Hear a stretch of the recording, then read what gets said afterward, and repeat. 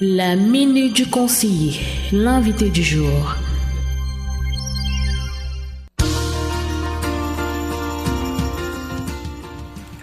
Père, mère, spirituel, heureux, abus et déviation, c'est le sujet qui nous rassemble dans le cadre de cette nouvelle rencontre.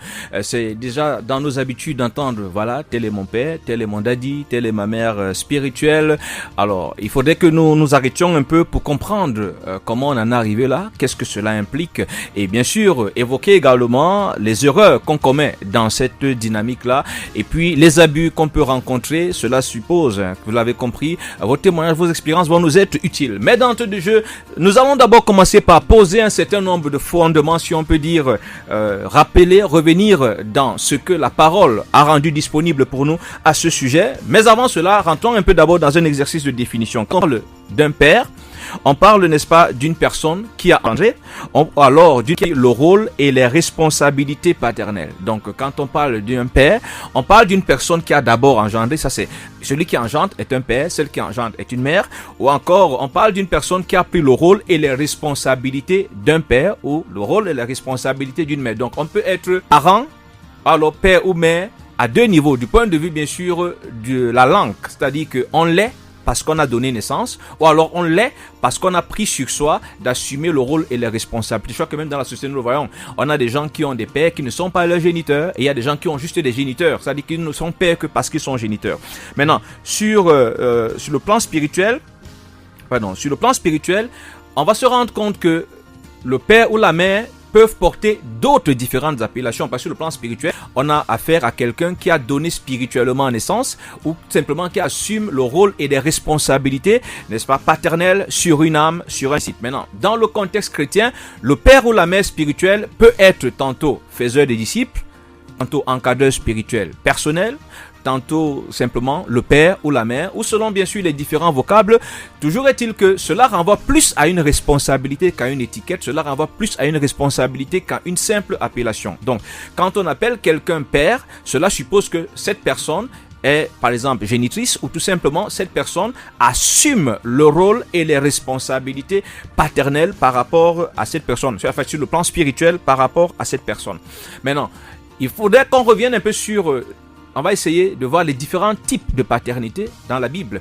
Je n'ai pas la prétention d'être exhaustif, mais nous allons essayer de poser le fondement de quelques 2 ou 3 éléments qui vont nous permettre de bien encadrer, bien nous comprendre dans la suite des échanges que nous aurons sur ce sujet. Donc, à la lumière de la parole de Dieu, on peut être père par la naissance spirituelle. Ça, on l'avait déjà défini tout à l'heure, mais je voudrais que nous le relisions dans la parole. 1 Corinthiens chapitre 4 et le verset 15. 1 Corinthiens chapitre 4, verset 15. Je vais lire dans la version du français courant. Car, même s'il vous arrivait d'avoir 10 000 guides dans votre vie avec le Christ, vous ne pouvez avoir qu'un seul Père. En effet, quand je vous ai apporté la bonne nouvelle, c'est moi qui suis devenu votre Père pour votre vie avec Jésus-Christ. Je crois que dans notre version, on va dire que je vous ai engendré dans la foi en Jésus-Christ. Donc, vous pouvez avoir plusieurs guides. Vous pouvez avoir des gens ponctuellement. Vous voyez un peu, déjà même ce verset établit clairement un distinguo. Il y a d'un côté le père, le géniteur, de l'autre côté le guide. Lui, son rôle, les guides peuvent être ponctuels selon les différentes étapes de notre vie. Mais ici, nous voyons la dimension, je suis votre père à la base, mais vous allez avoir des guides. Et vous pouvez avoir 1000 guides. Cependant, pour ce qui est de votre naissance, il n'y a qu'un seul père. Donc ça, c'est la paternité par la naissance spirituelle. On a donné naissance, on a engendré quelqu'un dans la foi, on l'a évangélisé, voilà, tous les moyens qu'on peut connaître. Parce qu'il faut comprendre aussi qu'il y a des gens qui se convertissent pas forcément parce qu'on les a évangélisés. C'est-à-dire qu'on allait prier pour quelqu'un et puis voilà, il a donné sa vie au Seigneur. Ou simplement quelqu'un il a vu un serviteur de Dieu et puis il a apprécié son élégance, il a apprécié son éloquence, il a dit, voilà, j'aimerais un peu devenir ce que tu es devenu, qu'est-ce qui t'a rendu comme ça? Et l'autre lui dit, voilà, c'est Jésus. Et il va se mettre à suivre ce serviteur de Dieu. Et voilà, par exemple, une naissance spirituelle. Donc, les moyens par lesquels on y arrive varient. Sinon, je crois que le principe, nous le comprenons. Donc, il y a la paternité par la naissance spirituelle. Il y a ce que je pourrais appeler la paternité par dédicace, parce que ça existe. Ça existe aujourd'hui. C'est vrai que c'est rare. Et c'est aussi vrai que j'ai constaté qu'on joue beaucoup avec ça. C'est-à-dire que, je préfère que nous lisions la Bible pour qu'on puisse se comprendre. 1 Samuel chapitre 1, verset 26 à 28. Ici, voilà ce que dit la parole. Nous sommes dans la version de Louis II. Anne dit, mon Seigneur, pardon, aussi vrai que ton âme vit, mon Seigneur, cette femme qui me tenait ici près de toi pour prier l'Éternel. C'était pour cet enfant que je priais, et l'Éternel a exaucé la prière que je lui ai adressée. Aussi, je veux le prêter à l'Éternel, il sera toute sa vie prêté à l'Éternel, et ils se prosternèrent là devant l'Éternel. Ici, il s'agit de Anne, qui est en train de faire don de son enfant à Dieu. Donc, c'est pour ça que j'ai parlé ici, la paternité par dédicace, c'est-à-dire qu'un parent décide de donner son enfant au Seigneur auprès d'un serviteur de Dieu. Ça également, je crois que dans nos églises, c'est des cas qu'on connaît, des gens qui ont fait don d'un enfant à Dieu et qui sont allés le confier au serviteur de Dieu pour dire, cet enfant, je le donne à Dieu pour qu'il soit au service de Dieu. Revenons un peu pour qu'on se comprenne aussi bien, peut-être, au cas où on aurait besoin de beaucoup discuter, on va revenir dans chapitre 3 de 1 Samuel et on lit le verset 16. Mais Élie appela Samuel et dit, Samuel mon fils. Donc vous voyez que au début, c'est un don, c'est un enfant qui est offert par ses parents pour Dieu et qui devient un fils pour le serviteur de Dieu qu'il a reçu. Il a été donné à Dieu pour servir auprès de quelqu'un qui devient désormais son père. Donc voilà une deuxième paternité qu'on acquiert. Ce n'est pas par la naissance spirituelle, c'est parce que quelqu'un a été consacré à Dieu et celui qui reçoit cet enfant-là acquiert désormais, reçoit en même temps le rôle et la responsabilité, si je peux dire, et le mandat d'assumer la paternité sur cet enfant qui a été donné. Voilà. Et ça arrive aussi même sur le plan spirituel. Aujourd'hui, nous pouvons le voir, quelqu'un peut avoir prêché l'évangile à quelqu'un et il n'a pas le temps ou il n'est pas dans la ville, il le confie à quelqu'un d'autre. Donc, je te le confie comme mon enfant. Ça nous rappelle à peu près l'échange de Paul quand il parle d'Onésime d'une certaine façon. Donc, je confie cette âme à quelqu'un. Moi, je ne peux pas l'assumer. Le Seigneur est passé par moi. Et là, c'est vrai. Si on revient à ce que Paul a dit, je suis le géniteur parce que c'est moi qui ai gagné cette âme-là au Seigneur. C'est moi qui l'ai engendré dans la foi. Mais maintenant, cette âme, je la confie à quelqu'un qui va assumer les responsabilités et le rôle spirituel de parent dans sa vie. Parce que moi, je vais dans une autre ville ou alors simplement, c'est pas mon mandat. On a souvent vu ça avec des évangélistes. Il va gagner des âmes et puis il va confier à quelqu'un qui va désormais assumer cette responsabilité-là. On peut également être parent par la connexion divine. Et je préfère que par la Bible avant d'essayer de faire un commentaire. 1 Roi chapitre 19, verset 19 à 21. 1 Roi chapitre 19, verset 19 à 21. Élie partit de là et il trouva Élisée, fils de Shaphat, qui labourait. Il y avait devant lui 12 paires de bœufs et il était avec la 12e. Élie s'approcha de lui et il jeta sur lui son manteau. Élisée, quittant ses bœufs, courut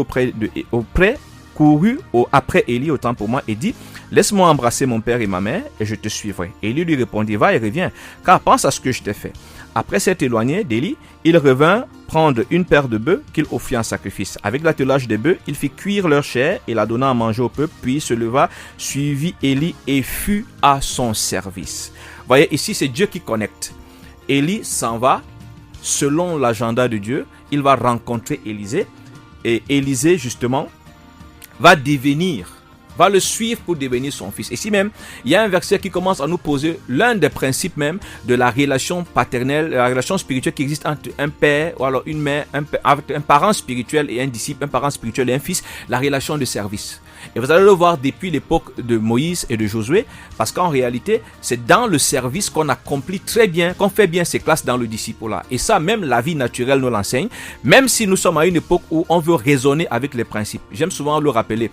Observez dans les ateliers, tous nos ateliers de couture. Vous allez vous rendre compte que le meilleur élève qui apprend le plus de la formatrice ou du formateur, que généralement le formateur ou la formatrice a transformé en garçon de course. Je parle de cette façon pour qu'on se comprenne. Et quand vous allez lire, n'est-ce pas, ces différentes paternités spirituelles dans la Bible, vous allez retrouver cette dimension de service. Ces personnes qui sont des enfants spirituels ou des fils sont en réalité au service, sont des serviteurs.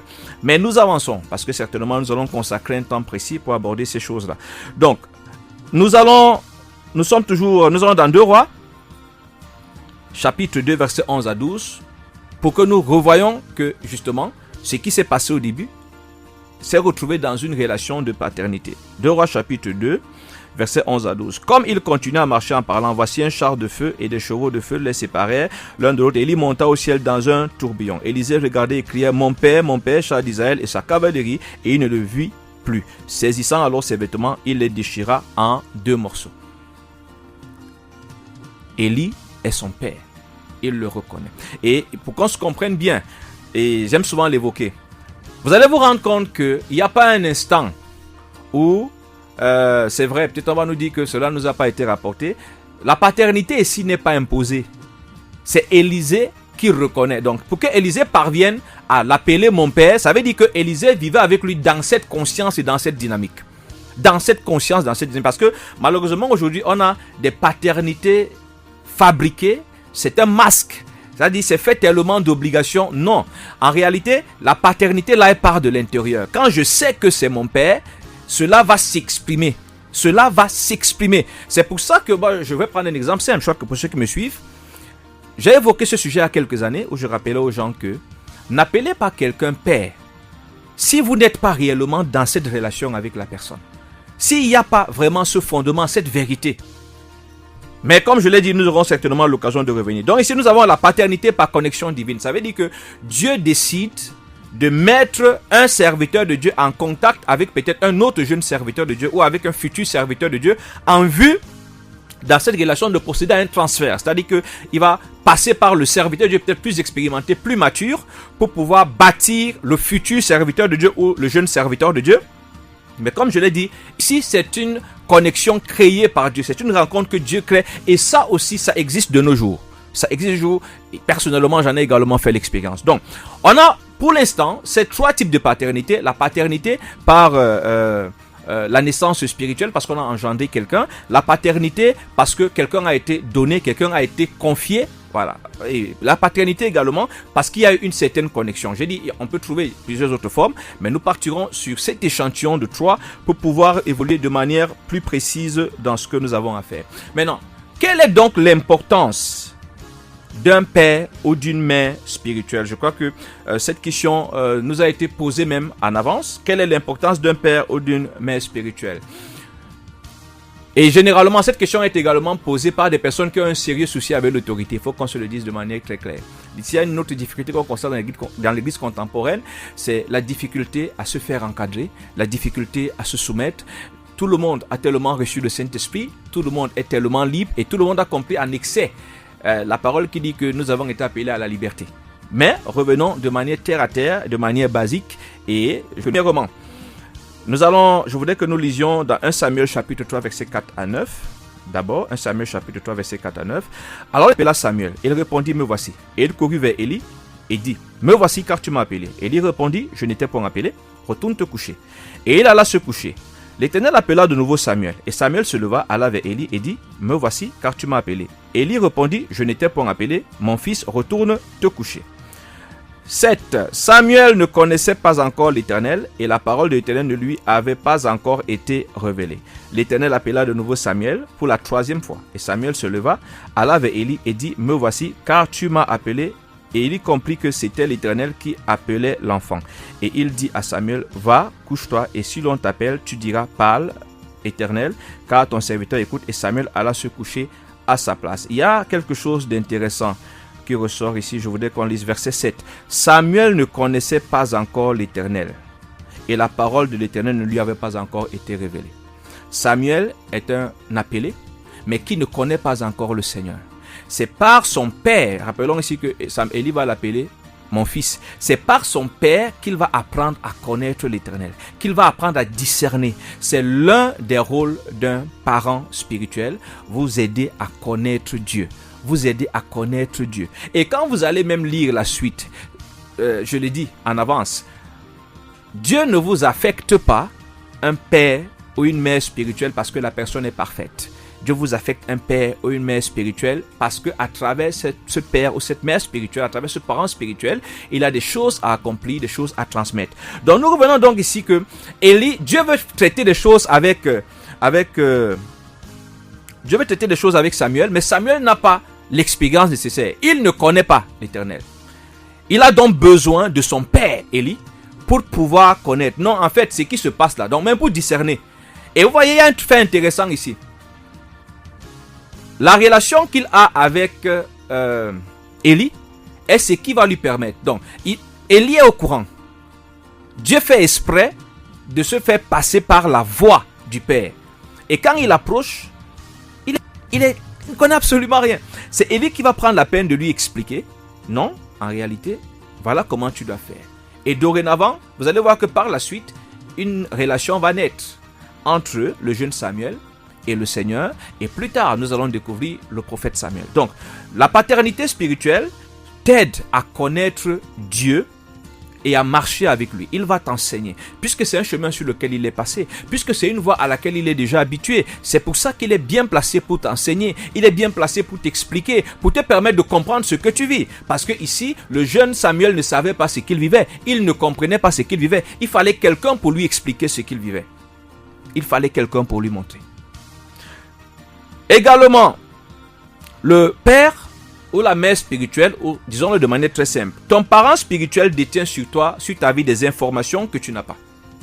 Et c'est sur la base de ce qu'il a reçu qu'il va orienter les conseils qu'il te donne, l'enseignement qu'il te donne. Il y a ce droit que Dieu reconnaît aux parents, il y a des choses que Dieu aborde avec ton père spirituel, ton encadreur, ton faiseur de disciples concernant ta vie, qui font partie des axes d'orientation du travail qu'il doit faire dans ta vie. Parce que selon les autres, en fait, c'est en fonction du plan de Dieu. Peut-être faut le dire de cette façon-là. Dieu se révèle à son serviteur, à sa servante te concernant. C'est sur la base de ce que ce serviteur, qui est ton père spirituel, ton faiseur de disciples, ton encadreur spirituel, c'est cette base-là qu'il va commencer à t'orienter, qu'il va commencer à te conseiller. Il assiste au conseil de Dieu pour toi, pour pouvoir t'orienter sur la base de ce qu'il sait. 1 Timothée chapitre 1 verset 18. Le commandement que je t'adresse, Timothée, mon enfant, selon les prophéties faites précédemment à ton sujet, c'est que d'après elles, tu combattes le bon combat. Vous voyez, il y a une importance ici.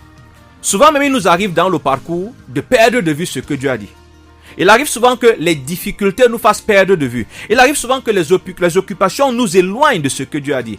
Or, le Père spirituel a ces données-là. Il a ces informations. Et il va nous servir en même temps de garde-fou et de rappel mémoire. Attention au sujet de ce que Dieu t'avait dit. Voilà la direction que tu dois prendre. Attention au sujet de ce que Dieu a disposé pour toi. Voilà comment tu dois marcher. Il a des données que tu n'as pas. Et il a des données qui sont essentielles à ta croissance et au pas que tu es censé marquer. Il est donc un repère et un recours en cas de doute. Lorsque j'ai cru, mon histoire est assez particulière. Quand j'ai cru, j'avais beaucoup d'enthousiasme. Celui par qui le Seigneur est passé pour m'amener dans la foi, déjà c'est pas lui qui m'a amené à l'église, c'est-à-dire que il m'a prêché l'évangile. Et puis j'étais touché, il m'a amené je crois, à la cellule. À l'époque, il y avait d'abord la cellule, j'allais à la cellule. Et puis un dimanche, ils avaient l'habitude d'aller à l'église le dimanche. Le dimanche, donc, je demande à sa tante, défunte aujourd'hui, qu'elle me donne un peu de renseignements. Et puis voilà, je m'en vais à l'église. Je commence à côtoyer l'église. Et puis j'avais beaucoup de questions. J'aimais poser les questions, j'aimais soumettre mes questions. Je me rappelle de tous les versets bibliques quand je ne comprenais pas. Quand je méditais, je notais. Et puis j'allais voir la personne. Je dis voilà, ce verset j'ai lu, j'ai pas compris. Il m'explique. Et puis un jour, il me dit écoute, tu es déjà assez grand debout. Je pense pas que j'avais déjà 1 an de foi. C'est une situation qui m'avait perturbé. Je suis rentré prier. Je savais que j'avais besoin de quelqu'un pour me guider. Je suis allé prier pour demander au Seigneur de m'orienter, de me conduire. Et Dieu est tellement, c'est pas si je dirais bizarre, parce que c'est quand je vais à l'école et pendant que je suis dans cette période-là, le Seigneur m'oriente à quelqu'un. J'entendais toujours parler à l'école. Petit Jésus, m'avait voir petit Jésus. Et quand je le rencontre, c'est quelqu'un, un fou de Dieu, qui est en train d'évangéliser. Tout ça, je crois que pour à son ado, là, le collège Malangué venait d'être créé, c'était à peut-être 1 an ou 2 ans. 2 ans, je crois bien, il est en train d'évangéliser. Et voilà comment je me rapproche. Je ressens que voilà la personne et Dieu fait grâce. Il commence à m'enseigner comment est-ce qu'on prie, comment on passe du temps avec Dieu. Et il se produit quelque chose des années plus tard. À un moment, je commence à vivre des choses dans ma vie, mais c'est à lui que Dieu les explique. Et cette relation a été tellement utile. Je crois que récemment, je partageais ce témoignage sur les réseaux sociaux sur ce que j'appelle la connexion spirituelle. Pour que vous compreniez un peu. Nous sommes là à une époque où le téléphone n'existe pas. Le téléphone n'existe pas. Pendant que je suis en train de prier, je prie au niveau de la cité des Palmiers, le carrefour en fait, à la cité des Palmiers, dans une nuit de prière, je suis en train de crier, je reprends mon âme, j'ai fait un rêve, je ne comprends pas, je suis troublé. Le matin, lui qui habite PK8 arrive à la cité des Palmiers, me pose la question, je t'ai entendu crier la nuit, tu criais pourquoi? Je lui dis, j'étais en train de répandre mon âme devant le Seigneur. Il me pose la question, il s'agit de quoi? Alors, je sais pas si vous voyez, je dis, il n'y a pas de téléphone portable. Je suis en train de prier. J'ai une nuit de prière à la Cité des Palmiers au Carrefour Express. Lui, il a PK8 derrière le marché là-bas dedans. Et il entend comment je suis en train de crier. Et il vient le matin. Et ce jour, je réalise que tiens, il y a un truc que je ne comprends pas, un truc qui marche.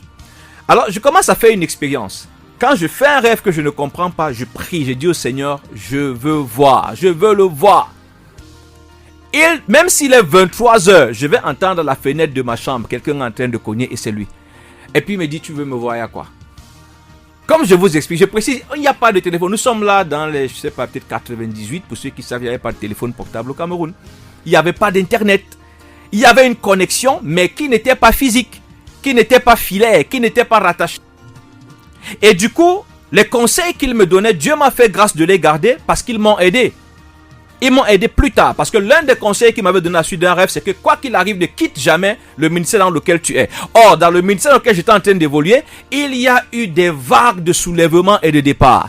Et ceux qui partaient, qui venaient, essayaient de me remplir la tête pour que je quitte. Ce qui me maintenait, c'est ce que mon père là m'avait dit. Sur la base de ce qu'il avait compris dans ce que je lui avais soumis. Parce qu'il faut noter que je lui soumettais, j'étais ouvert, je lui disais voilà ce que j'ai vu. Et il y a des choses qu'il me disait. Certains qui ont assisté à ma consécration, je crois, ils l'ont entendu rendre ce témoignage-là. Il y a des données qu'il avait. Certaines, il ne me les donnait pas pour que je ne sois pas emporté par l'orgueil. Et d'autres lui permettaient juste de m'orienter. Donc, et c'est une réalité, je ne suis pas le seul. Je crois que si vous côtoyez beaucoup de serviteurs de Dieu qui ont quand même eu un parcours traçable, vous allez retrouver cette réalité. Le père spirituel, la personne que Dieu établit pour assumer, n'est-ce pas, cette autorité, cette responsabilité spirituelle sur vous, a énormément de choses à apporter à votre croissance harmonieuse. Mais malheureusement, nous sommes à une époque où on joue. Je me rappelle avoir vécu un moment très difficile pendant plusieurs mois. Et ce serviteur de Dieu que Dieu avait placé sur ma route n'était pas là. Le Seigneur l'avait amené dans une autre ville. Avant qu'il me fasse passer par ce tunnel, ce désert qui était vraiment long et pénible. Quand il revient, il me dit, voilà, j'apprends des choses, j'entends tellement de choses. Qu'est-ce qui se passe? Je m'ouvre à lui, je lui dis, voilà, je vis des choses que je ne comprends pas. Et je suis en train de prier le Seigneur. Est-ce qu'il n'existe pas quelqu'un? Seigneur, puisque tu as enlevé ton serviteur qui t'avait mal, est-ce qu'il n'y a pas quelqu'un quelque part qui peut m'aider à comprendre? Il sourit, il me dit, tout ce que tu vis là, j'étais informé avant. Voilà, un jour, j'avais été appelé à une retraite, le Seigneur m'a appelé. Et pendant, je crois, c'était 5 jours, il me montrait. Et j'ai tout noté. Et j'avais ordre de ne rien te dire. Donc, toutes les étapes que tu m'expliques là, c'est des étapes qui étaient prévues. Vous n'imaginez pas, à la fois, il y avait un soulagement. Parce que j'étais en train de vivre une chose, je me demandais, est-ce que c'est normal? Et lui, il était déjà informé. Sauf que le Seigneur l'a éloigné de moi. Certainement, avec le temps, j'ai compris que c'était utile parce qu'il fallait que j'apprenne à mener mes propres combats. Il fallait que je grandisse dans ces difficultés-là pour que demain, alors pour qu'aujourd'hui, je sois capable à mon tour de pouvoir former, de pouvoir transmettre aux gens. Donc, la paternité spirituelle n'est pas un détail. Je crois que si le Seigneur nous permet, et peut-être même, je ne sais pas quels sont ceux qui nous écoutent, plusieurs témoignages de plusieurs personnes pourront certainement davantage nous édifier là-dessus. Le père ou la mère spirituelle te sort des impasses et t'aide à mener une existence équilibrée en accord avec les principes divins. Il y a un fait qui m'avait beaucoup intéressé dans la Bible, 1 Timothée chapitre 5 verset 23, nous allons lire dans la version du français courant. Cesse de boire uniquement de l'eau, mais prends un peu de vin pour faciliter ta digestion puisque tu es souvent malade. Et je crois que chacun d'entre nous, à un moment de son parcours, s'est retrouvé dans cette situation-là. Où il ne sait pas, il vit des choses, il est un peu embarrassé entre sa perception de la foi, la compréhension de la Bible, les réalités qu'il est en train de traverser. Et il n'arrive pas à trancher. Vous voyez, ici, on a Timothée qui souffre. Bon, d'aucuns vont dire le mal d'estomac, ça dépendra, mais il souffre. Et lui, il reste certainement dans une logique. J'essaye d'imaginer, il ne doit pas prendre du vin. Il doit seulement prendre de l'eau. Et attention, je ne nous allons pas prendre du vin parce que la question même du vin dans la Bible est tellement vaste, puisqu'on va vous dire en fonction, dans la traduction française que nous avons, à chaque fois qu'on évoque vin, on ne fait pas toujours allusion au même vin dans les textes originaux. Donc tout de suite là, il ne faut pas aller dire qu'à l'émission, le pasteur a demandé que vous allez boire de vin. Non, nous allons, si le Seigneur permet, peut-être Nous allons faire venir même quelqu'un qui abordera ça, parce qu'il y a un serviteur de Dieu qui a fait toute une étude là-dessus, les différentes appellations du vin dans la Bible et à quoi renvoyait ce vin pour qu'on fasse la différence, pourquoi dans un côté il a saoulé, dans l'autre côté il n'a pas saoulé. Donc mais revenons donc, c'est le père spirituel qui va te lâcher, qui va lui dire, pour le mal que tu as, ne bois pas seulement de l'eau, voilà également ce que tu vas faire. Et le plus souvent, c'est une parole qui nous réconforte. Je sais là, je ne sais pas comment, je vais prendre une décision, mais j'ai des doutes. J'ai des doutes. Pour trancher ces doutes-là, je suis dans une impasse. Pour sortir de cette impasse, j'ai besoin d'une autorité au-dessus de moi.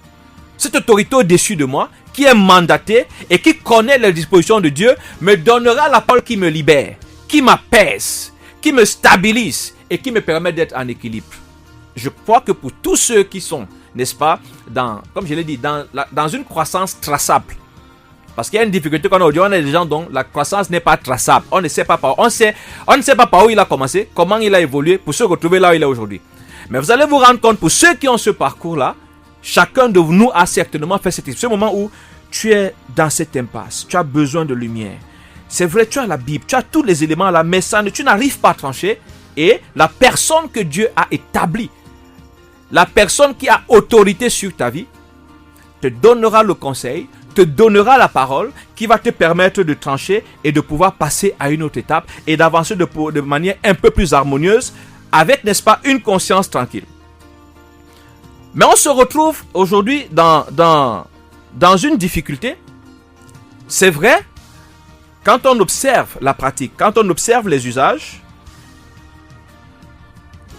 beaucoup nous diront, et beaucoup l'ont déjà dit, c'est à cause d'un certain nombre de choses qui se font, et qui se font d'une certaine façon, que les gens en viennent, n'est-ce pas, à redouter la paternité spirituelle. Mais j'aime aussi souvent à le dire, est-ce que c'est parce que les hommes se corrompent, deviennent mauvais, qu'on va nous-mêmes décider de déplacer les virgules et les points-virgules de la Bible? Parce que les faits sont là. Je vais prendre un exemple simple. Revenons sur l'histoire du jeune Samuel. Pourquoi nous avons beaucoup de déviations aujourd'hui? Je vais prendre un domaine comme le domaine sur le Saint-Esprit.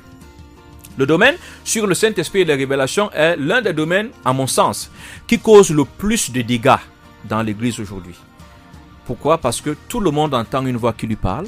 Si vous posez surtout dans nos églises dites de réveil, c'est pratiquement tout le monde qui a reçu. J'ai reçu que. Et je voudrais vraiment interpeller les dirigeants à pouvoir s'asseoir pour évaluer. Il y a des évaluations. Il faut pouvoir amener les chrétiens à pouvoir eux-mêmes juger ce qui leur parle, à pouvoir apprécier ce qu'ils reçoivent. C'est un exercice par exemple que j'ai fait avant-hier, où j'essayais d'évaluer, je causais avec quelques jeunes chrétiens, où je tentais de leur dire, ok, comment tu sais que Dieu te parle? À quoi reconnais-tu que Dieu te parle?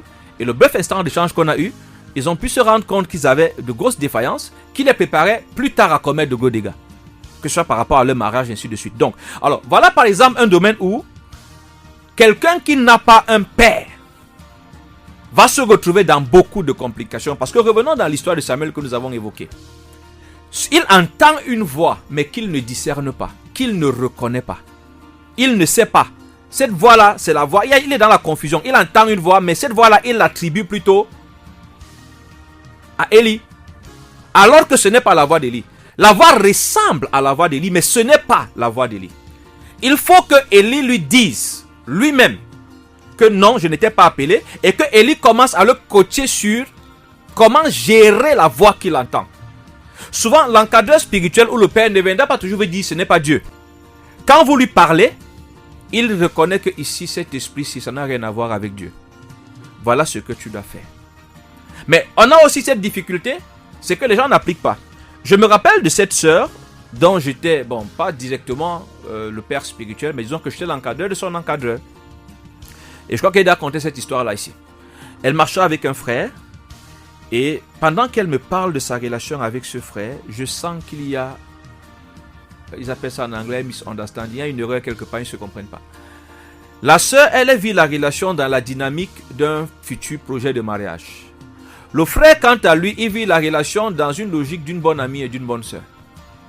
Et je me rappelle, je commence à alerter la sœur. Je ne veux pas d'abord lui dire qu'en réalité, ce que tu reçois là, ce que tu vis est bizarre. Je lui dis non, je ne pense pas que ce frère ait les mêmes dispositions que toi. Donc je commence d'abord à conseiller, je commence d'abord à alerter. Maintenant, quand elle commence à recevoir les révélations, oh, j'ai reçu que, et puis j'ai fait le rêve que, je monte, je lui dis non, j'ai des doutes par rapport à ce que tu reçois. Et vous voyez, tous les dirigeants, ça c'est par exemple mon cas, j'aime souvent expliquer aux gens, quand on ne fait pas le bras des femmes avec les choses spirituelles, je n'ai pas besoin de venir te convaincre de suivre ce que je te dis. Parce que mon rôle c'est conseiller, avertir. Maintenant tu prends la décision que tu veux, mais il faut que tu l'assumes. Parce que je me rappelle par exemple cette sœur, tout ce que je lui disais, je lui dis non, ce que tu es en train de me dire, moi c'est pas comme ça que je vois les choses. Elle a insisté, elle a insisté, elle a insisté. Et elle continue à recevoir. Et sur la base de ce qu'elle recevait, c'est-à-dire que c'est elle qui reçoit, et elle valide ce qu'elle reçoit, elle croit à ce qu'elle reçoit. Un jour, le frère avec qui elle marchait m'appelle. Oui, excuse-moi, est-ce que c'est toi, puisqu'il connaissait un peu les expressions qu'on employait dans le ministère, jeune ministère que je dirigeais à l'époque. Il me dit, est-ce que c'est toi l'encadreur de tel? Je dis, non, je suis l'encadreur de son encadreur, mais il communique souvent avec nous.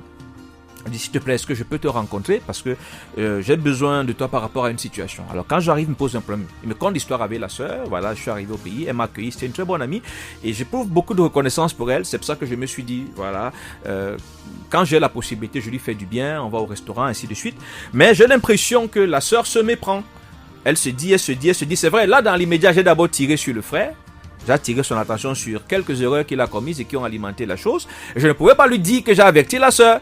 Donc j'ai juste tiré sur lui pour lui dire, frère, toi aussi tu n'as pas beaucoup aidé. Je suis rapidement allé voir la sœur, pas pour lui dire que le frère a dit. Je reviens, je commence à lui dire, s'il te plaît, je t'ai interpellé plusieurs fois. Je ne pense pas que ce frère ait les mêmes dispositions que toi.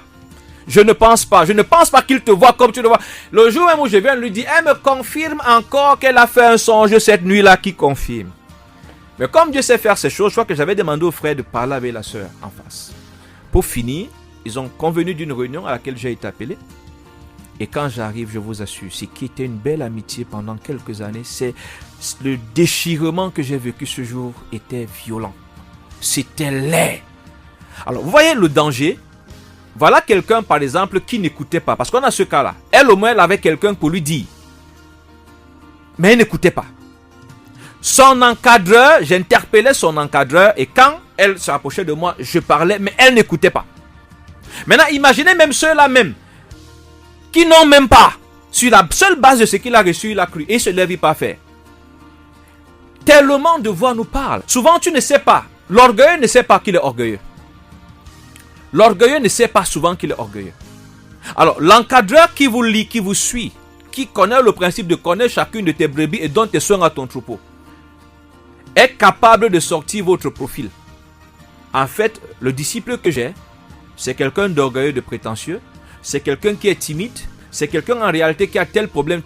Parce que son statut devant Dieu lui donne cette compétence. Dieu lui donne cette compétence-là. Dans une relation de paternité spirituelle que Dieu valide, que Dieu a établi, ton parent spirituel a le manteau nécessaire pour pouvoir gérer la vie la vie à laquelle Dieu t'a appelé. C'est pour ça qu'il peut avoir une lecture franche de ton parcours. Alors, il a ces éléments-là. Et quand il a ces éléments vont lui permettre de savoir que ici, c'est ton zèle. Je me rappelle de cette autre sœur qui aimait tout le temps. Ça dit que tous ces messages, dans tous ces messages, elle avait le don de prophétie. C'était seulement Dieu va frapper. Et un jour, quand j'examine, je prends la peine de causer avec elle, je me rends compte qu'en fait, c'est son âme qui est dans cet état. C'est une personne qui a tellement d'amertume en elle, que c'est cette amertume-là qui sort la qualité de prophétie. Vous voyez, si vous n'avez pas quelqu'un, le parent spirituel sert de filtre, il sert de tamis, il sert de garde-fou. Vous vous retrouvez au milieu des fleurs, au milieu des gens, vous commencez à déblatérer n'importe quoi. Des choses qui auraient pu être filtrées. Parce que normalement, quand vous les soumettez à votre encadreur, quand vous les soumettez à votre père spirituel, quand vous échangez avec cette personne, ça lui permet de voir que ici, attention, mon fils ici en réalité parle sous l'impulsion d'un esprit. Et il peut commencer à vous dire, tout de suite je ne vais pas vous dire que voilà un esprit, il peut commencer à vous orienter. Voilà ce qu'il faut que tu fasses, voilà ce qu'il faut que tu fasses. Souvent même c'est plus tard qu'il va te dire qu'en réalité, tu vois comment tu arrives à ce niveau, c'est parce que tu es en train d'évoluer avec ce problème. Je l'avais constaté. C'est pour ça que j'ai commencé à te dire, prends 2 jours de jeûne, prends 3 jours, ne fais plus ceci, ne fais plus cela. Parce que n'oubliez pas ce que j'ai dit tout à l'heure. C'est sur la base des informations que ton encadreur spirituel, ton père spirituel a reçu de toi dans le secret avec Dieu quand il assiste au conseil de Dieu pour ta vie. C'est cette base-là qui va t'orienter, qui va te prescrire des retraites, qui va te prescrire des jeûnes, qui va te mettre en garde contre ci, qui va te mettre en garde contre ça. Donc, pour ta propre sécurité, pour quelqu'un qui ne veut pas se retrouver dans la confusion, déjà que nous, à l'époque où on a cru, l'église, la société n'était pas aussi comme c'est aujourd'hui. Je laisse à chacun le soin de mettre le mot qu'il veut mettre. Alors, maintenant, à une époque où il y a tellement de faux, tellement de manipulation, tellement de confusion, tellement de désordre, ne pas avoir, n'est-ce pas, cette couverture, ce filtre, c'est du suicide. Maintenant, en avoir et ne pas permettre que ce filtre-là joue son rôle, c'est encore du suicide. C'est encore du suicide. Nous allons, parce que j'imagine qu'il y a des préoccupations, il y a des questions, il y a même peut-être des expériences qui vont suivre. Tout à l'heure, on va vous permettre de vous exprimer. Je voudrais également attirer une attention sur le fait qu'on n'adopte pas un père. Si vous prenez l'initiative vous-même d'adopter un père, vous êtes une situation très compliquée. Je vous explique tout de suite pourquoi. Généralement, ceux qui prennent l'initiative d'adopter des pères sont des gens qui s'appuient sur ce qui leur plaît, sur ce qu'ils veulent. Donc, ils font un choix. C'est un peu comme, comment je vais dire, c'est un peu comme un vêtement. Ça ne marche pas comme ça sur le plan spirituel. C'est pour ça que ceux qui le font passent d'un père à un autre sans aucune croissance, sans aucune traçabilité, sans qu'on constate même qu'il y a une quelconque harmonie avec les 1800 pères qu'il a déjà connus depuis les 2 ans de foi. C'est-à-dire qu'il a cru depuis 2 ans, mais lui seul là déjà 100 pères. De tous les coins et de tous les bords. Et pour finir, lui-même, il n'a même pas de forme. Non, on n'adopte pas. Dieu donne le père. Parce que tu as une brebis. Il faut revenir sur le principe. Quand tu lis la Bible, on dit que le Seigneur ajouta à l'église. Donc le Seigneur touche quelqu'un et l'oriente vers l'église. Donc c'est le Seigneur qui oriente. C'est le Seigneur qui établit les bergers, les pasteurs sur les brebis. Quand vous lisez à Ézéchiel, Dieu établit. La brebis appartient au Seigneur et le Seigneur l'affecte à un berger. Le Seigneur l'affecte à un encadreur. La brebis ne s'affecte pas à un encadreur. C'est déjà une erreur. Et cette erreur vous expose. C'est pour ça qu'on a des femmes qui ont été violées, qui ont été abusées. C'est pour ça qu'il y a des gens qui se plaignent qu'on a escroqué leur bâtiment, qu'on a vidé leur compte en banque. Avant de vous plaindre, vous êtes vous-même faux et tordu. C'est ce qui vous a conduit à ça. Quand vous voulez être soumis à la parole, je vous ai pris mon exemple et je rappelle, j'étais nouveau converti. Et dans l'église où j'ai grandi, à cette époque, il n'y avait pas trop le principe d'encadreur ou de faiseur de disciples. J'avais juste cette envie. Ma passion de Dieu me faisait ressentir. Et je rappelle qu'à la base, à cette époque, j'étais très orgueilleux. Très orgueilleux. Très orgueilleux. Même au début de ma foi. Mais voilà un domaine où je sentais que j'ai besoin qu'on m'encadre. J'ai besoin, je ne maîtrise pas. J'ai une grande soif, mais j'ai besoin d'être canalisé. Je me suis adressé à celui qui me connaît et qui connaît l'avenir.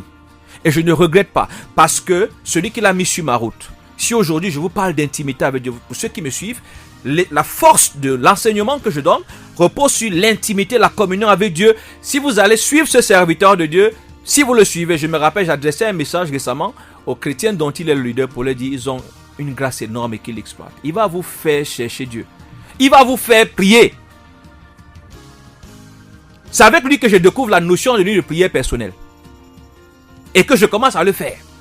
Et quand je le fais, c'est là que les gens qui ont cru avant ma copie l'exemple sur un nouveau converti que je suis. Donc, vous voyez que c'est des choses avec lesquelles on ne joue pas. On ne se lève pas un matin, on décide de se donner un père, de s'acheter, de s'offrir un père, de s'offrir une mère. Et beaucoup le font malheureusement, et c'est aussi la faute à ceux qui acceptent ça. Parce que vous qui acceptez qu'on vous appelle daddy, papa tout le temps là, sans qu'il y ait un véritable fondement, je pense même, je ne sais pas si la personne m'écoute, mais il y a des gens à qui j'ai dit je ne veux pas.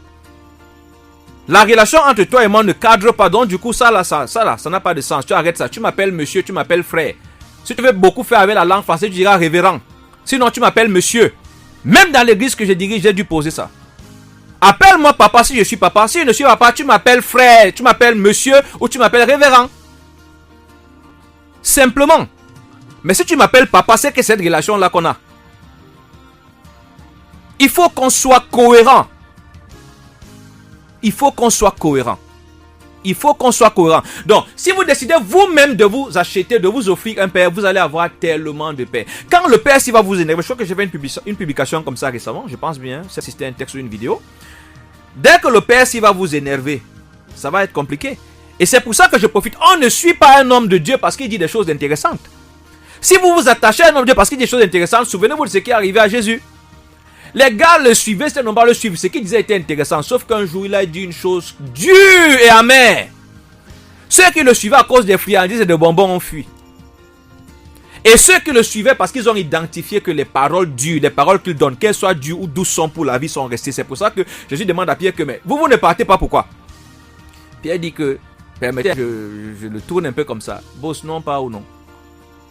On part où? On a identifié que ce que tu dis là, même si ça sort brûlant, ça sort pimenté, ça sort un genre là, on a identifié que c'est ça qui est bon pour notre salut. Donc même si ça chauffe, on reste là. Vous comprenez donc que si vous suivez quelqu'un sur la base de ce qu'il fait vous plaît, ça va être compliqué. On ne suit pas, on ne prend pas, on n'adopte pas. C'est des motifs, c'est des mobiles qui finissent par vous mettre dans des problèmes plus tard. La majorité des relations paternelles dans lesquelles il y a eu des abus, il faut questionner le point de départ. Questionner le point de départ. Je pense que j'ai traité cette question en semaine avec quelqu'un. Je ne sais pas si la personne m'écoute aujourd'hui. Après l'émission de samedi dernier, il y a quelqu'un qui m'a appelé. Voilà. Et je lui ai, la première question que je lui pose, comment tu as fait pour te retrouver dans l'église là? C'est par là qu'on commence. Avant de voir tout le reste. Comment tu as fait pour quitter de l'église A pour l'église B? Et je voudrais encourager les serviteurs, les gens qui viennent tout le temps se plaindre. Oh, tel mon pasteur, ma mère m'a abusé. Commencez d'abord à questionner le point de départ. Il y a beaucoup de bandits qui viennent se jouer les victimes. Beaucoup de bandits. Beaucoup. Sauf qu'ils rencontrent un bandit ou un est plus expérimenté. Quand un petit bandit, un bandit apprenti rencontre un bandit senior, c'est le petit bandit qui va se plaindre sur les réseaux sociaux un peu partout. Parce que moi je sais une chose. Quelqu'un qui cherche Dieu de manière sincère, Dieu ne l'enverra pas entre les mains d'un brigand. Non, ne l'enverra pas entre les mains d'un brigand parce que la vie d'une brebis est précieuse pour le Seigneur. Pour qu'il prenne cette vie-là, il met entre les mains d'un brigand. Si tu rencontres un brigand, c'est que toi-même, ta démarche à la base relève, n'est-ce pas, d'un esprit de brigand. Toi-même, tu es brigand quelque part. Tu es brigand. Et il faudrait que tu commences à régler le problème à partir de ce niveau-là. On ne suit pas un père, on ne reste pas attaché à un père par ses qualités. C'est-à-dire que ce n'est pas parce que le père là, il est toujours bon. Non. On reste attaché à un père. Je reviens comme j'étais en train de vous le faire comprendre. Je l'ai évoqué tout à l'heure en sautant. J'ai connu une seule église avant d'être recommandé au ministère par celui qui m'a accueilli dès mes débuts de la foi. Une seule.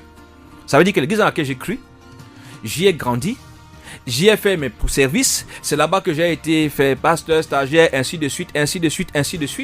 Jusqu'au jour où il était temps que je sois recommandé pour ce à quoi Dieu m'a appelé. Une seule église. Entre-temps, c'est vrai, je côtoyais beaucoup. Ça dit que dans nos projets en milieu scolaire, interdénominationnel, là, j'étais appelé à côtoyer beaucoup de dirigeants. Mais je suis resté dans une seule assemblée. Une seule. Jusqu'à ce que le temps arrive. Et ceux qui étaient partis venaient me dire, je leur disais que je ne suis pas là parce que le milieu est trop sain ou parce que le dirigeant est trop sain. Je suis là parce que c'est là que Dieu veut que je sois. Et quand le temps de Dieu sera venu. Et cette attitude était soutenue par ce que mon encadreur de l'époque m'avait dit. Du coup, quand le temps est venu, je suis même allé voir le berger pour lui dire que papa, voici alors, voilà ce que, voilà.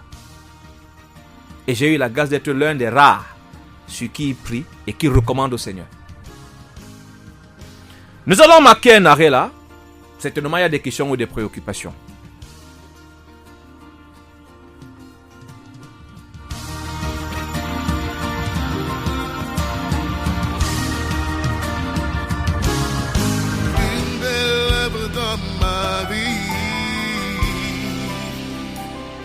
Mon frère, ma soeur, ne te laisse intimider par aucune parole de limitation. Tu n'es pas ce que l'on dit que tu es, mais tu es ce que Dieu, qui est ton créateur, dit que tu es. Laisse l'Esprit de Dieu révéler en toi le plan parfait que Dieu a pour ta vie. Nous allons le déclarer encore. J'entends souvent dire, oh, j'entends souvent dire que rien de bon ne sortira de ma vie. Tant de fois dans ma vie, ces paroles ont résonné en moi. Oui, l'on m'a souvent dit que rien de bon ne sortira de ma vie. Ce qu'il fait pour moi, il peut le faire pour toi. J'entends souvent dire que rien de bon de ma vie. Oh, s'il savait, oui, l'on m'a souvent dit que rien de beau ne sortira de ma vie. Mais tant que Christ bâtit ma vie, et tant que Christ bâtit ma et quand lui je me confie, tout devient possible. Tant que Christ bâtit ma vie, et quand lui je me confie, toute chose devient possible. Tant que Christ bâtit ma vie, tant qu'il reste le potier de ma vie, et quand lui je mets toute ma confiance, rien n'est impossible. La minute du conseiller face aux auditeurs. Voilà, vous avez la parole au plus 237 696 15 95 88. Appel direct, SMS, WhatsApp ou Telegram à ce même numéro si vous êtes depuis l'extérieur du pays. Vous nous dites depuis quel pays, quelle ville vous nous contactez et comment est-ce qu'on vous appelle. Ça c'est pour ceux qui choisissent de nous contacter bien sûr par message. Si vous êtes au Cameroun, vous nous dites depuis quelle ville, quel quartier. Et puis comment est-ce qu'on vous appelle donc. Signez vos messages si vous nous contactez pour que ces messages par SMS ou par WhatsApp ou Telegram, pour que ces messages soient lus. Sinon, ils seront ignorés. À défaut, vous appelez directement vos questions, vos préoccupations, votre expérience sur le sujet du jour. Père, mère spirituel. Voilà. Père, mère spirituel. On n'a pas forcément dit ça en anglais. Père, mère spirituel. Les abus, les erreurs, les déviations. Beaucoup de choses ont été dites ce matin. Beaucoup reste encore à dire. Mais il a plu au Seigneur que pour aujourd'hui, nous procédions de cette façon jusqu'à ce niveau.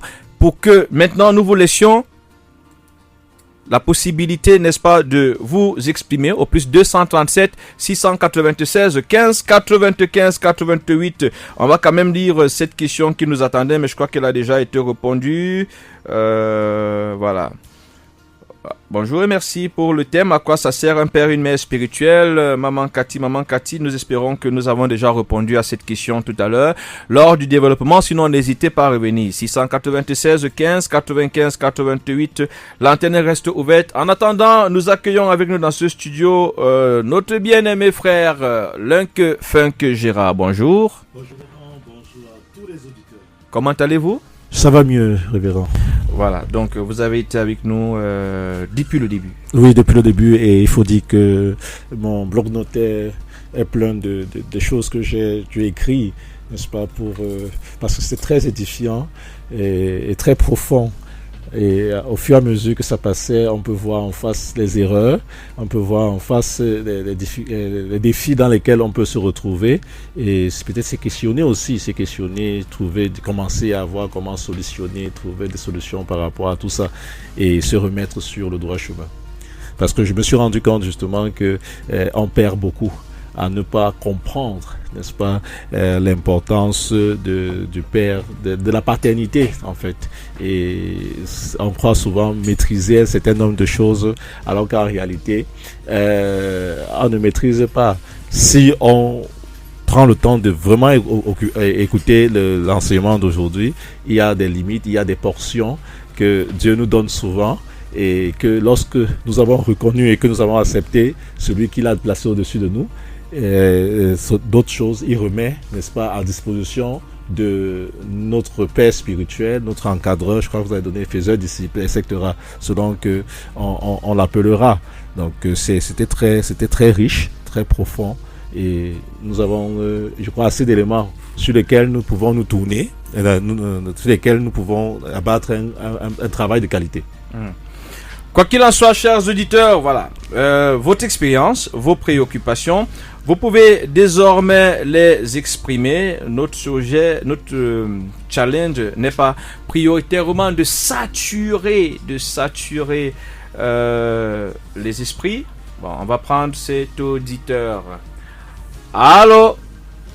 Vous êtes en direct, vous êtes en direct de la minute du conseiller. Bonjour, comment vous appelez d'où? Bonjour à toute l'équipe. Bonjour. Moi, je suis Claire de Loubaba.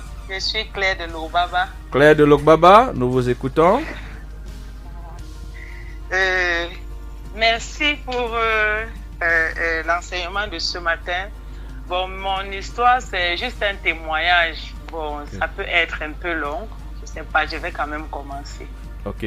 Lorsque j'arrive à l'église où je persévère, c'est une maladie qui m'a menée. J'étais tellement malade où je suis allée à l'hôpital, on n'a rien vu. Et puis je me suis souvenu qu'il y a un pasteur qui m'avait donné sa carte. En fait, sa carte de visite. À l'époque, il avait ses cartes de visite qu'il pouvait donner aux gens. Et il m'avait donné cette carte. Bon, mais quand il me donnait la carte, je suis allée là-bas parce qu'on avait amené l'une de mes petites, dont ma nièce était malade, et on l'a amenée pour qu'il prie. Bon, moi, je suis allée regarder, assister à la délivrance, sans savoir que c'est là que je devais rester, parce que, enfin, Dieu, je vais dire qu'il a tendu la Vierge, il m'a piégé et je suis tombée, vraiment. Ok. Bon, quand j'arrive, parce que je ne partais pas pour moi, je partais rare. Vous partez accompagner votre nièce. Voilà. Et quand j'arrive le pasteur me donne sa carte de visite. Bon, pour moi, j'avais pris la carte de visite. Je suis allée, j'ai jeté ça à la maison, j'ai lancé à la maison, je n'avais même pas bien gardé. Lorsque la maladie arrive, il fallait maintenant chercher quelqu'un qui pouvait prier pour moi. Et là, j'ai commencé. À l'instant, c'est venu dans ma tête. Et il y a un pasteur qui m'a donné sa carte de visite. Je suis allée chercher. J'appelle, il m'a donné rendez-vous. Quand j'arrive, il prie. Et puis, quand je sors, il me dit, Dieu a dit que je m'occupe de toi. Je regarde d'abord le pasteur en question, tellement il était petit, parce que j'avais l'habitude pour moi de voir les messieurs devant moi et tout. Et j'avais trouvé en lui un petit monsieur. Bon, quand il a dit, je suis sortie. Et de temps en temps, j'allais à la prière pour finir. Comme on dit souvent, on ne change pas l'équipe qui gagne. Je suis restée parce que, et là, j'avais trouvé ma guérison. Vraiment, je bénis le Seigneur parce que j'avais trouvé la guérison. Bon, maintenant, j'entendais les gens appeler papa, tout le monde appelait papa, Et un jour, pendant que je lisais la Bible, je suis tombée dans un passage biblique qui disait, on n'appelle pas... personne parmi vous n'est pas... Faut pas n'appeler personne mon père. Voilà, n'appelez personne mon père. Je me suis rapprochée de ce monsieur, du pasteur. Je lui ai demandé, mais comment se fait-il qu'on t'appelle papa? Et dans la Bible, on dit n'appeler personne. Il dit non. Si on appelle papa, la personne qui m'appelle papa, c'est pourquoi il m'appelle papa. Et chacun appelle papa par rapport à la relation qu'il a avec son père ou son pasteur. Donc on ne m'appelle pas papa comme un titre. Comme ça ne suffisait pas. Cette même nuit-là, j'ai fait un songe où on est en train de me dire, parce que là, je sentais que c'est Dieu qui est en train de me dire que non, lui là, c'est ton père. Et ça rejoignait seulement ce qu'il avait dit. On a dit que je m'occupe de toi. On m'a dit, le Seigneur dit que je dois m'occuper de toi. Et ça rejoint ce qu'on me disait dans le songe, que non, il faut l'appeler, c'est ton père, appelle papa. Donc aujourd'hui, c'est pour dire que si j'appelle mon pasteur papa aujourd'hui, je ne l'appelle pas papa parce qu'on me l'a dit.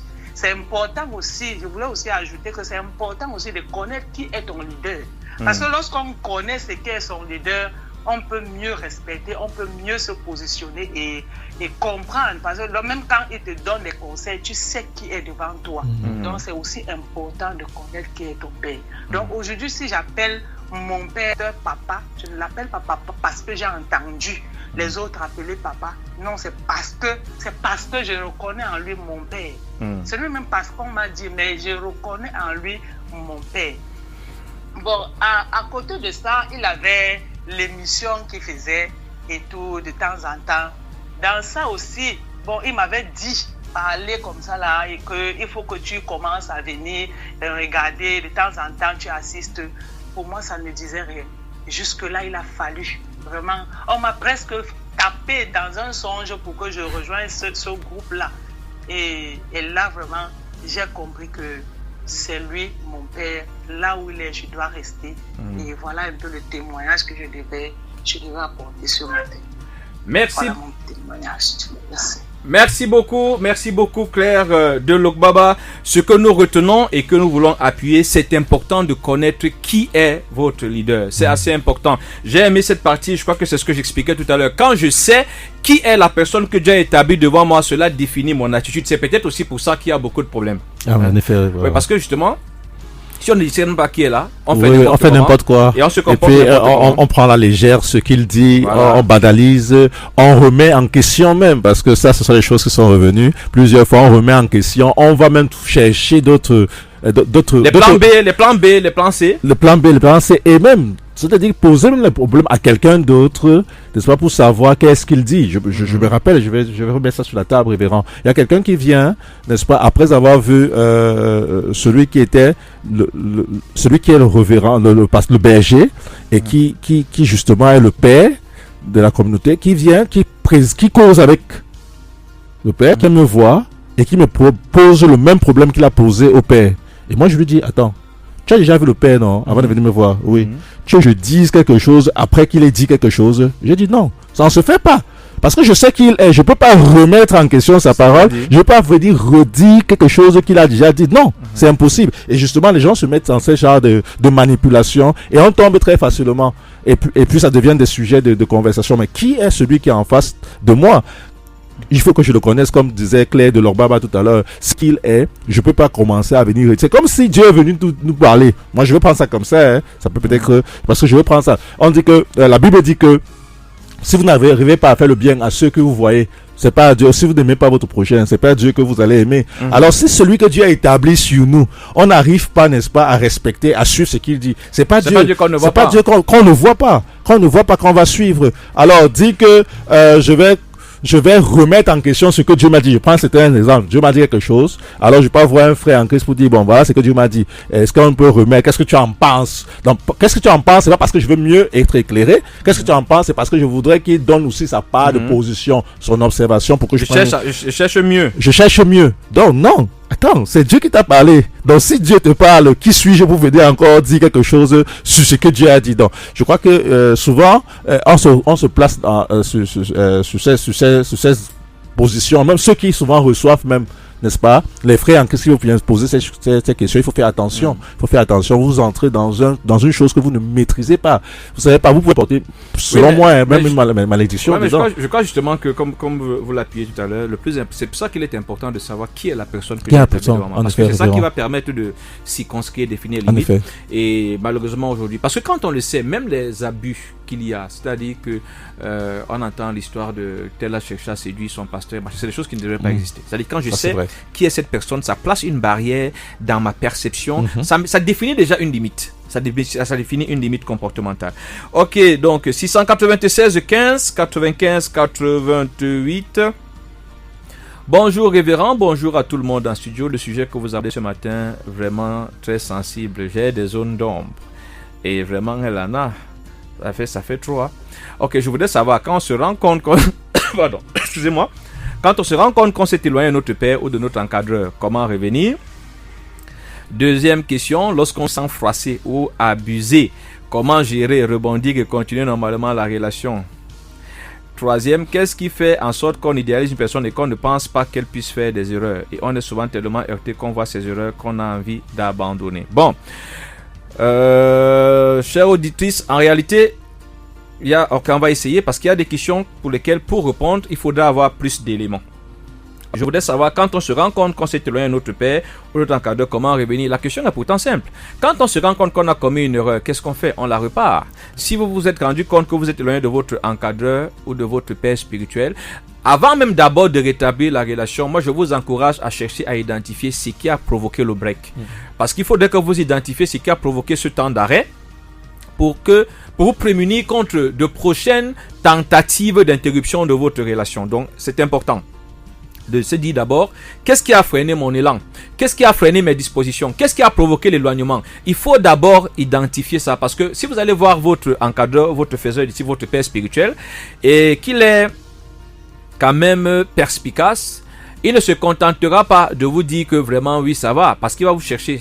Le but d'un encadreur, c'est vous amener à vous développer. Et il vous amènera à travailler par rapport à ça. Bon, au juste, qu'est-ce qui t'a arrêté? Qu'est-ce qui a changé? Pourquoi donc tu t'étais éloigné? Et pourquoi maintenant tu reviens? Donc ça, c'est mon premier conseil. Identifiez d'abord pourquoi est-ce que vous en êtes arrivé là. Il est même possible que partant de ce travail d'évaluation, de remise en action, vous découvriez un élément qui va vous être utile plus tard. Maintenant, quand vous avez identifié, vous pouvez aller voir votre encadreur avec un discours complet. Voilà, je suis venu te voir, je m'étais éloigné pour tel. J'ai constaté. Je me rends compte que c'était une erreur. Voilà. Ça, c'est à peu près comment ça peut se faire. Bon, pour la première question, j'espère que vous avez des éléments de réponse. Sinon, n'hésitez pas à revenir. La deuxième question, lorsqu'on se sent froissé ou abusé, comment gérer, rebondir, continuer? Je ne pourrais pas vous répondre tout de suite parce que j'ai fait un constat. Ce que le chrétien appelle abus, le plus souvent, la notion d'abus là, elle est relative. Donc c'est pour ça que j'ai dit tout à l'heure qu'il y a des questions pour lesquelles il nous faudrait un peu plus d'éléments. Qu'est-ce que vous entendez par abus? Parce qu'il y a des abus qui ne sont pas à la tête de la personne. Je vais prendre un exemple simple. Je vais prendre l'un des sujets que les chrétiens contemporains n'aiment pas. Un chrétien pingre, chiche. Lorsque on commence à parler des questions d'argent, il se sent étouffé, il se sent oppressé. Est-ce que je vais traiter ça comme une oppression? Non. Maintenant, tout dépendra. Dans ce cas-là, ça sera une oppression s'il a un dirigeant qui le harcèle, qui lui facture les choses, parce que bibliquement, on ne peut le justifier. Donc, vous voyez qu'il nous faut circonscrire exactement. Qu'est-ce que vous entendez par froisser? Froisser comment? Froisser dans quel domaine? Vous avez dit quoi? Abuser comment? Abuser dans quel domaine? Et si vous pouvez nous revenir avec des éléments de précision, nous pourrons mieux vous répondre. Merci. Voilà, 696 15 95 88.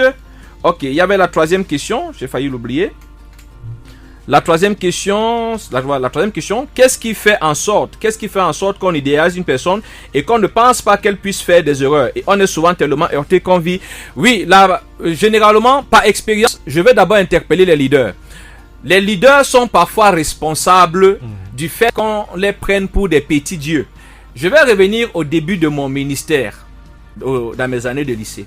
J'avais développé un profil qui a failli provoquer un illuminé, créer un illuminé. Je m'explique. Je suis avec des jeunes que je suis en train d'encadrer. Et puis, je me rappelle, premièrement, il y a un qui décide un matin, et je pris ça à la légère, j'ai dit, je veux voir comment tu manges. Je lui ai dit que je ne comprends pas. Il dit, je n'étais jamais vu manger. Je n'étais jamais vu manger, et j'ai fini par me dire que manger est un péché. J'ai cru qu'il blaguait. Mais tout jeune que j'étais, parce qu'il faut noter que j'ai commencé à servir Dieu très tôt. Donc j'ai commencé à évangéliser aussitôt. Et puis Dieu a fait grâce, ça a pris feu. Au lycée où ça a pris feu, quand j'ai dit que l'évangile a commencé. Mais il m'avait quand même accordé la grâce de cette sensibilité. Alors je lui dis, je m'en vais à la cantine. Il dit, je vais t'accompagner à la cantine. Je vous assure, j'ai acheté le beignet. Quand j'ai croqué le beignet, il a crié. Il a dit, Esaïe mange. Dans tout le monde se retourne. Je me suis rendu compte de la portée de ce qui était en train d'être construit. Donc, lorsque vous développez un profil, vous dirigeant, de celui qui n'a jamais faim, qui n'est jamais malade, vous développez le profil du super-héros, vous amenez les gens à la situation que cette auditrice est en train de poser. Moi, quand je lis la Bible, je vois un Jésus qui a faim. Et si on nous rapporte que Jésus a faim, ça veut dire que les disciples ont su qu'il a faim. Je vois un Jésus qui a pleuré. Ça nous montre qu'il est humain. Puis, je vois un Jésus qui dit aux disciples que mon âme est triste. Les gars, ça ne va pas dans moi. Venez prier. Prions ensemble. Donc, l'image, c'est dangereux, chers dirigeants. Que le Seigneur bénisse cette auditrice. Ce sont les dirigeants. Le dirigeant est le premier à le faire. Et si le leadership de Jésus, qui est quand même condamné par plusieurs prédicateurs, en fait, moi j'ai l'impression, parce que moi je l'appelle le leadership de proximité. On apprend mieux en regardant quelqu'un. C'est pour ça que Personnellement, il m'arrive de faire des parties de foot où mes enfants me dribblent. Les gars me dribblent, je tombe. Je fais des parties de Scrabble où les gars me fouettent. Ça leur permet de voir comment je réagis.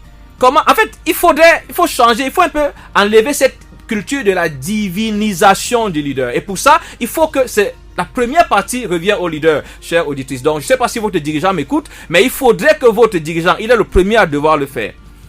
Un dirigeant qui ne sait pas s'excuser, qui ne sait pas dire je me trompe, bâtit cette culture, cette impression d'infaillibilité.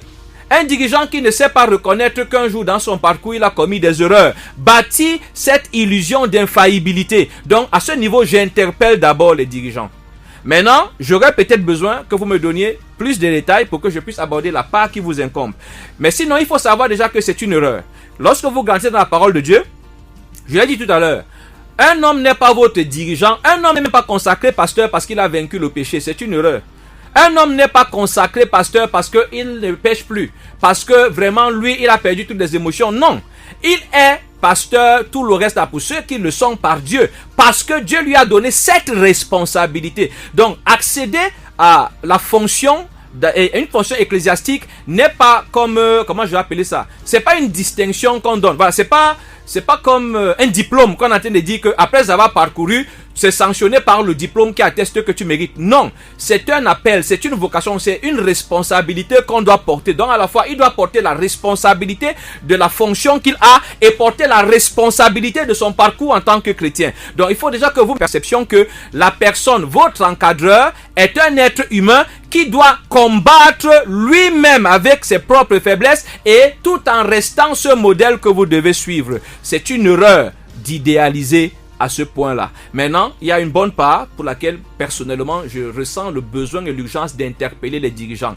Ne donnons pas aux chrétiens l'impression que nous, on n'a jamais peur. Nous, on n'est jamais fatigué. Nous, on n'est jamais épuisé. Nous, on n'a jamais faim. Nous, on n'a jamais soif. C'est leur donner une mauvaise fondation parce que c'est des gens qui, à un moment, à leur tour, ils vont développer une fausse perception de la sanctification, une fausse perception de la consécration et ils vont mourir sans crier, sans dire aux gens autour d'eux, les frères, ça ne va pas, j'ai perdu la foi.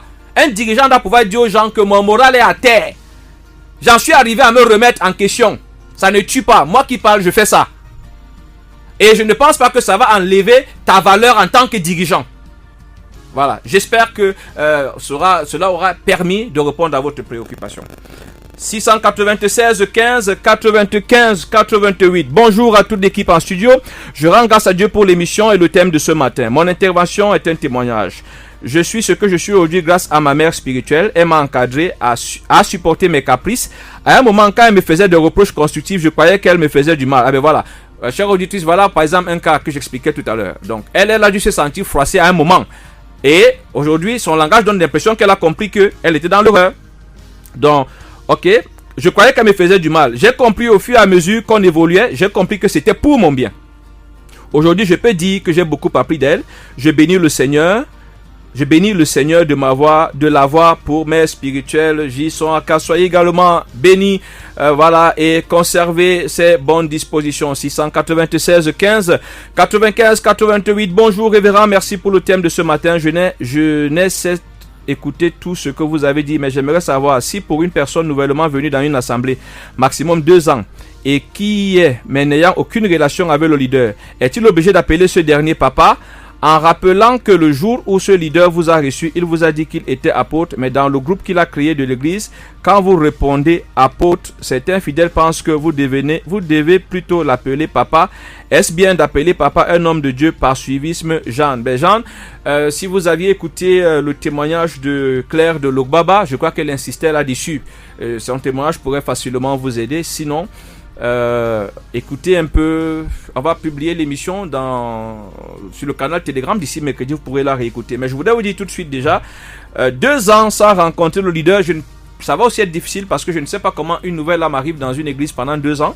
Vous n'avez pas rencontré le leader, mais est-ce que vous avez rencontré un dirigeant? Ça, c'est l'une des choses. Et maintenant, si lui-même il s'est présenté comme étant apôtre, je ne vois pas pourquoi l'appeler apôtre serait un péché, puisque lui-même s'est présenté comme étant apôtre. La Bible, en réalité, ne vous demande pas d'appeler quelqu'un papa, mais nous avons trouvé dans la Bible comment Paul va appeler Timothée mon fils, il va parler d'Onésime mon enfant, il va faire ceci. On va retrouver ça dans l'Ancien et dans le Nouveau Testament. Donc, en réalité, papa, et c'est pour ça qu'on évoquait ça, papa n'est pas un titre. C'est pour ça qu'on est dans le faux. Papa n'est pas un titre. Si vous voulez, papa est une... a dit que je confesse, je déclare une réalité. L'appellation de papa n'est pas censée être un titre, une étiquette. C'est une confession, c'est un aveu, c'est une déclaration que je suis en train de faire. Donc, on suppose que la relation existe, c'est elle qu'il me fait le dire de cette façon-là. Donc, à défaut de ça, je ne pense pas que ce soit un crime. Maintenant, c'est vrai aussi, on a ce problème dans nos communautés, le suivisme, où les gens font par suivisme. Bon, la situation est délicate. Si vous voulez, vous nous contactez, nous pourrons vous donner plus d'explications là-dessus. Mais dans le principe, un enfant de Dieu qui veut réussir avec Dieu marche avec conviction, une conviction qu'il peut défendre à la lumière de la parole de Dieu. Voilà. 696 15 95 88. Allô? Allô? Oui, bonjour. Comment on vous appelle? Vous appelez d'où? Appelez maman Elisabeth de Bonaberry. Ok, maman Elisabeth de Bonaberry, nous vous écoutons. Oui, papa, je voudrais vraiment vous apprécier sur cet enseignement que vous avez passé ce matin. Ok. Parce que l'égarement des chrétiens, ça provient de toutes ces délivrances qui passent dans la vie chrétienne. Moi, j'ai été très abonnée à la radio Bonne Nouvelle. Et ça a beaucoup de miracles qui s'est produit dans ma vie. Mais j'ai rencontré, premièrement, le pasteur Ekongolo Dale qui nous donne l'émission de 1 heure sur la montagne avec le frère et le Samuel. Mais pour pasteur, Dieu me l'a révélé sur le cas de folie de mon petit frère, dont les gens voulaient m'amener ailleurs. Le Seigneur m'a mis en révélation dans la nuit. Il a donné le nom de ce pasteur. J'ai dit, mais tiens, je ne connais pas ce pasteur, je l'écoute à la radio, comment faire? C'est là où ma fille est née, elle avait environ 16 ans. Elle a dit, maman, voilà les numéros qui sont ici, attends que je regarde. Elle regarde dans le cahier de prière de l'Université de la Montagne, elle voit le numéro de ce pasteur. Elle me dit, voici son numéro, appelle donc le matin. Le matin, j'ai appelé ce pasteur aux environs de 8 heures. Il m'a dit, rencontre-moi à Bonatiki à 14 heures avec ton frère et crois que Dieu peut faire quelque chose. J'ai dit oui, comme c'est Dieu qui me révèle votre nom, il va passer par vous pour faire quelque chose. J'ai la foi. C'est comme ça que je rencontre ce pasteur et vraiment le miracle de Dieu s'est passé. Pas d'électricité que j'ai conservé jusqu'à aujourd'hui et moi-même j'en ai opéré beaucoup avec ces versets que ce pasteur m'avait donné. Sauf que je fréquentais déjà cette église, c'était une église avec lui. Et un jour, une des filles des chrétiennes m'a dit, mais pourquoi maman Elisabeth ne peut pas rester avec nous? Il dit, vraiment, maman Elisabeth est une femme de foi. Elle n'est pas une femme qu'on peut traîner. Si vous êtes là, c'est parce que vous avez connu quelque chose, je ne vous ai pas obligé d'être là. Et elle vient parce qu'elle vient partager avec nous pour rendre grâce à Dieu, pour bénir le Seigneur pour ce qui s'est passé dans sa famille, avec son petit frère. Mais j'ai dit, mais Seigneur, comment est-ce que ce pasteur répond ainsi? Il m'appelle à son bureau, il dit non, je réponds ainsi parce que ta foi n'a pas été basée sur ta religion. Ta foi a été basée sur ce que tu as accepté du Seigneur, bien que tu as cru. Et tu t'es tenu sur cette foi. C'est pas là où tu as eu ces miracles que tu as cités même après, parce que je vais expliquer la résurrection de mon 3e enfant aussi, qui s'est passé dans une domination, et que ceux-là voulaient toujours me rebaptiser. Il a dit non, c'était une erreur. J'ai dit ok, merci beaucoup. Mais j'ai suivi ce pasteur avant qu'il ne quitte ici à Douala pour rentrer à Dibombari, mais vraiment, je voyais des merveilles que ce monsieur faisait, et il n'avait jamais obligé à quelqu'un de le suivre avec lui. J'ai beaucoup béni Dieu pour votre intervention aujourd'hui et j'ai dit c'est l'égarement que les enfants reçoivent. Aujourd'hui, mes enfants, ils me disent, moi, tu es trop forte en foi. Nous, on n'a pas pu résister dans ta religion. C'est pour ça que nous sommes partis ailleurs. C'est que si vous partez ailleurs, c'est Dieu que vous servez, c'est que vous allez vivre ici. C'est qu'il Mais faut. si vous partez là-bas parce que ce pasteur prêche bien, c'est que vous êtes égarés. Et vraiment, je bénis Dieu pour ce que vous avez parlé aujourd'hui. Bon, soyez bénis, papa. Je vais vous rencontrer. C'est votre numéro personnel ici? En tout cas, vous pouvez nous contacter après l'émission, Maman Elisabeth, y a pas de souci. D'accord. Ok. Merci beaucoup. Merci pour ce... Soyez bénis. Amen. Merci pour ce témoignage. Nous sommes arrivés au terme de cette émission. Voilà. Monsieur Linkefunke, Gérard, c'est vrai que les auditeurs sont en train de nous écrire. Nous n'avons pas le temps. Nous espérons que le Seigneur nous permettra peut-être la semaine prochaine de revenir sur pour la suite, parce qu'il y a beaucoup de choses à dire. Un conseil de faire à l'endroit des auditeurs? Je dirais que il faut qu'on revienne peut-être aussi chercher déjà le fichier, parce que ça nous permettra de revenir posément sur chaque point. Ça a été peut-être rapide, d'autres ont peut-être compris en gros. Donc c'est ça que je pourrais encourager les uns les autres, parce que il y avait des choses à dire, mais avec le temps on peut pas. Donc voilà ce que je peux dire pour la fin de cette émission. Merci beaucoup. Pour le canal Telegram, vous nous contactez après l'émission au 696 15 95 88. On vous enverra le lien. Vous pourrez aller vous abonner et puis voilà, vous êtes sûr que déjà les précédentes émissions ils sont disponibles et celle-ci sera d'ici mercredi prochain s'il plaît à Dieu. Nous sommes arrivés au terme de cette émission. Nous rendons grâce au Seigneur pour sa fidélité. Je suis le révérend Esaïe Charlie Bitter de Bon. Rendez-vous la semaine prochaine s'il plaît à Dieu. Bon week-end et que Dieu vous bénisse.